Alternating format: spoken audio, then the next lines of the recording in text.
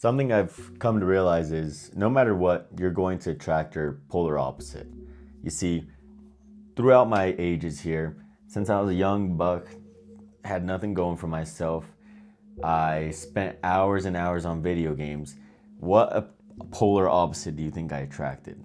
Nobody. There is no polar opposite. Women aren't spending countless hours distracting themselves in some fantasy world, right? I wasn't taking care of my body. I wasn't eating properly. I wasn't grooming myself. I wasn't presenting myself with good clothing. I just wasn't presentable. Obviously, there's not going to be a polarity for that. There's not going to be women that don't take care of themselves, kind of waste their time. I don't even know how do women even distract themselves? I guess they watch love movies and such. But you see what I mean. There's no polarity. We're not going to be compatible in any sort of way because I don't watch the movies she watches. She doesn't play the video games I play. So all I had was bummy dudes that played video games around my life. I had no attraction from women for, I would say, majority of my youth, throughout high school even. I was a soccer player at an early age and I ate like crap. I wasn't one of the best. I didn't care for the sport enough to want to become the best.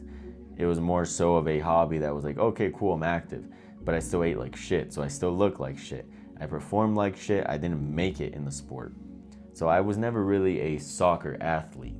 There was no athlete to me. Now eventually, like I said, middle school, high school, I was still playing video games. This was my darkest phase because I left any sort of physical sport. I was no longer playing soccer. I joined band just to join a club. I didn't even have any interest in an instrument. I would never listen to classical, jazz, that sort of stuff, which is funny enough because now I listen to classical and jazz and now I'm like, wow, shoot, I wish I played a damn saxophone or something. Back in the day, I didn't care about anything to do with an instrument. I just did it for 2-3 years just to say I had a little club, a group of people, which I didn't even hang out with. I didn't have any interest with any of them. I later on went on to learn French, German. I figured, oh, okay, well, I may as well learn languages. I have the ability of speaking English and Spanish. Perhaps I could learn other languages and I don't know, maybe I'd be a translator. Maybe it'd help me travel. Maybe when I'm out in France, I can learn how to order a croissant. It was just the most bizarre, lost, childish decisions I've made in my life. I didn't have any sense of direction. I had no purpose. I had no drive. There was nothing I was looking forward to besides video games. When I got out of school, I played video games. When I got up early, it was to play video games, then go to school. And most of the time, the only times I woke up early was so I could play the new update right before school. Sometimes I'd even play the new update and then start acting sick. Oh, I can't make it, mom, not today. And she'd let me stay home. And my ass would play the update all day long. Next day would come and I'd decide if maybe I got enough play, maybe I enjoyed the update enough, or maybe I should still act sick. It was a horror story. I buried my own grave, essentially. I was dead. I had no women around me. There was no polarity. I mean, why would they be interested in? Junior year came along, even sophomore year. Sophomore year, I had a girlfriend. And the reason I had this girlfriend, I will say, is because I did start taking care of myself. I started taking care of what I wear. I started presenting myself differently. And I started lifting. I do believe lifting to be the greatest habit for any man. It gives you the sense of determination, discipline, and something to progress in, right? It's like you're leveling up in the real world. So you soon start forgetting about leveling up in the video game because you're like so occupied learning about food and learning about exercise and how could I keep getting more and more jacked? Like, how am I gonna grow my arms? Like, how do I grow my back? Like, I want a turtle shell, you know what I mean? And that took up my mind. I started losing interest in video games. I started getting attention from women. Suddenly, I got a girlfriend. She was a swimmer. I was a lifter. I would lift weights. I started hanging out with friends, and suddenly I started getting a little bit of a social life. Suddenly, women started actually looking my way. They're like, oh, this guy takes care of himself. He wears nice clothes. He grooms his face. He has a haircut every so often. This guy's put together. His teeth aren't rotting. Attraction came along, but I wasn't really masculine, right? So let me go into detail for polarity here. So polarity is it's like a scale. If you're both feminine and masculine equally, you're toward the middle. Now, if you're more feminine, you enjoy watching movies, you enjoy junk food, you enjoy living in the moment, pleasures. You don't think of the future. You're very expressive, enthusiastic, emotional. All those traits make you further and further down the feminine side. So you could even be quite a feminine man. So what's going to happen? You're going to meet quite a masculine woman that's actually attracted to you. And there's nothing wrong with this. It just depends on what you're looking for. So if you're this feminine man and there's this masculine woman, suddenly things start to work out. Because if I look back, all the girls that I got with at an early age, they were quite masculine compared to myself. I was more toward the feminine side. Like I was never really a leader. I was never confident to that degree. I wouldn't take charge in anything. And I wouldn't really guide her. I was even like nervous and timid at times to pay for things because I was so preoccupied blowing my money at night shows and such, blowing it on alcohol, drugs, who knows what else. So my first instance of a very feminine feature of myself and then a masculine girlfriend at the time, she was a basketball player and I was like a weightlifter kind of. And it was just so funny because she was so disinterested and so unseductive, like she wasn't very emotional, and I was the complete opposite. I almost wanted to like grab onto her and I always wanted her attention. I was always trying to spend time with her and she kind of forced that on me. It's a woman's way of challenging your masculinity at the end of the day. She got tired of it. She was like, look, like this isn't like, she kind of got tired of my neediness and my cleanness. It seemed like she was drifting more toward feminine and she was kind of tired of putting up with my shit, being my mother and bossing me around. And that ended. I met the swimmer. She was more feminine. She took care of her body. She really cared for herself. But the problem was I wasn't in control of the relationship. I wasn't taking any sort of direction of like, here, let's go on a date, so-and-so, and let me spoil you. Let's spend this quality time. I was quite distant. So she felt forgotten. She felt put aside. She felt uncared for. I lacked that masculinity. She needed more masculinity in myself to keep moving forward because she was digging deeper into the feminine. She was really caring for herself, really wanting my attention. And I failed to drift further out on that scale. It's that scale balance, right? So if you're both here, 50-50, it works. But if she starts becoming more feminine, wanting to take care of herself, wanting to take care of you, wanting to live in certain moments, be spoiled, you kind of have to make your way on the other side. You can't just stay here or else you're never going to really care for her. You're not going to take her out, make her feel appreciated, make her feel acknowledged. I want to talk to you about a recent instance. I approached the bar. My bartenders were chatting up with these chicks. It was two girls, and I kind of overheard the conversation. I heard she was from Florida and all this stuff. They're trying to find fun stuff to do in New Mexico, right? We, the boys, already planned on going to Vintage because we had a buddy of ours that was traveling in from Pennsylvania. So we're like, look, we're gonna get drinks tonight. We invited him out. Things went smooth from there. I was not ever a part of the conversations. I kept my mystery going because the bartenders were chatting. It was two bartenders, two chicks. I was like, whatever, I'm gonna leave it. I have my own work to do. At the end of the day, women don't distract me enough. I care more about my work.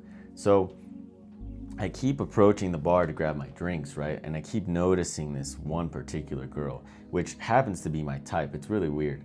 I'm really into like the darker features, brunettes, dark hair, that sort of stuff. They've never really been a light brown, blonde person. So that's just my perception. But the one I really would like to spend the night with keeps glancing over. And I just play it off. I brush it off. I'm not going to really reciprocate it.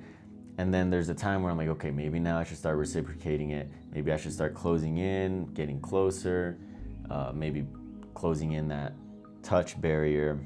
She goes out of her way to meet me because she's interested. She says, we never got your name. It's Pablo or something, right? And I said, oh, how'd you know? Like, do I look that Spanish? No, my name is actually Humberto. And then she goes on to speak Spanish, which was hot as fuck, but she doesn't speak Spanish. She just learned this little saying in Spanish class of some sort.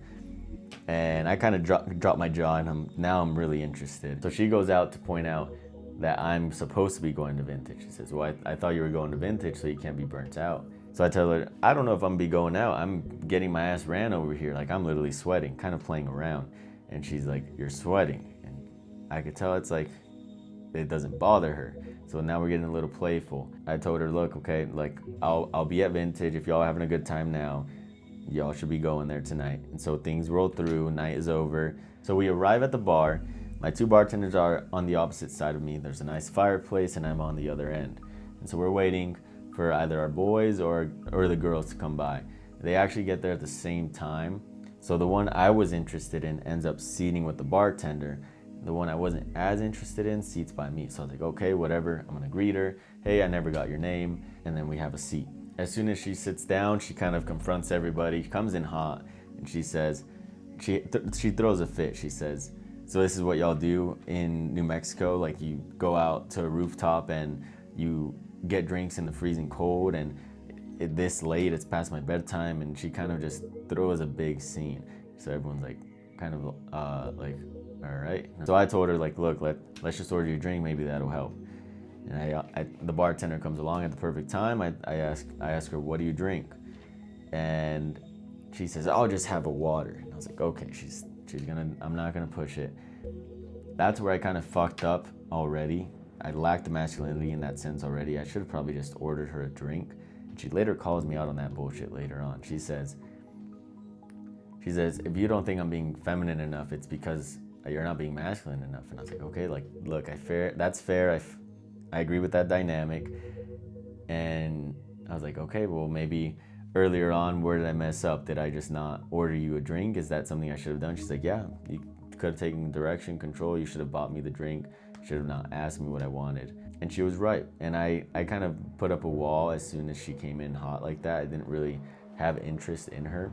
But like in a night out like that, where I'm trying to have a good time, I'm just meeting you, a good first impression is not sit down and complain. So the whole rest of the night, I was mainly interested in the other girl, and we kept chatting. We had our moments. We were making eye contact. It's clear Polarity was there because she was a lot more expressive, and I'm the quite opposite. I am not as expressive. I'm very low on emotions. I'm very analytical. I'm very much in my head, and she called all that bullshit out in that night. She was like, I can tell you have narcissistic tendencies. I can tell you're in your head. You need to smile more. She told me all these things that I'm not doing. And it's kind of, it's nice to hear, because it's nice to see that a woman sees those traits and she is asking for those traits, because that's what I like to have, is like someone that's gonna challenge me in that. Funny enough, we keep chatting it up. She's kind of observing me, I'm observing her.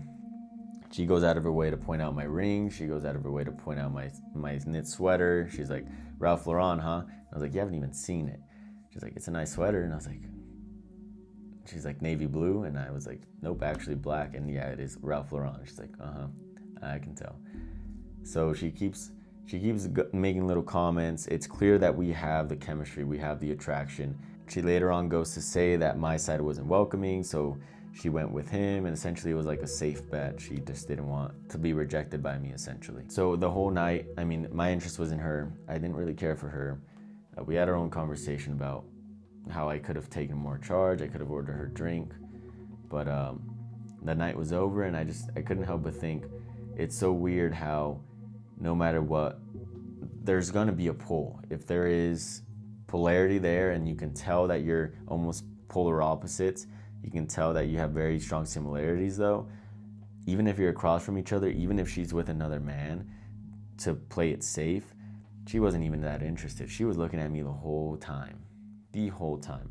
And it was funny because there was one moment where my buddy's like kind of kicking it back. He has his arm around her, and he's talking about who knows what, and this girl is so disinterested.